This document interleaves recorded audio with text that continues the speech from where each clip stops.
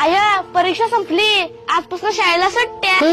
म्हणजे आता महिनाभर उन्हात बोंबलं थेंडायला मोकळा आहे का नाही. पाड बिड पाठ करायचं महिनाभर चांगलं 30 पर्यंत. आता हे आय गप बस जरा, आज सुट्ट्या लागल्या ती. 2-4 दिवसांनी मी मामाच्या गावाला जाणार आहे बघ. जायच तर जावा. आता काय पोटाला आणि मी खातोस का मामाकडे जाऊन खाणार आहेस. चला. ए अक्षय दादा, काय रे? अरे तुझी जुनी पुस्तकं असतील तर दे की मला. हा देतो, पण निम्म्या किमतीनं. आणि गाईड पण आहे माझ्याकडे. बरं तू दे पुस्तकं, मी आईकडनं पैसे घेऊन नंतर देतो.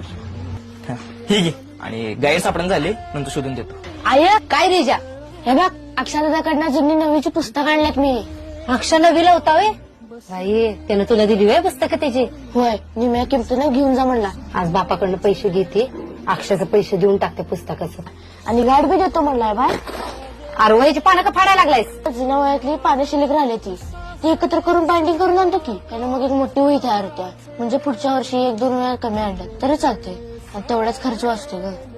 हिजा, कमी वयात लय समज आहे बघ तुला. आपल्या परिस्थितीची चांगली जाण आहे. असंच लक्ष देऊन अभ्यास कर बर का. आणि विसरू नकोस हे दिवस कधी. त्यामुळे आयुष्यात कवा वाया जाणार नाहीस बघ तू, असाच जर वागत राहिलास तर.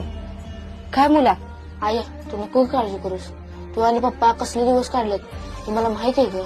त्यामुळे मी वाया जायचा इश्यूच येत नाही.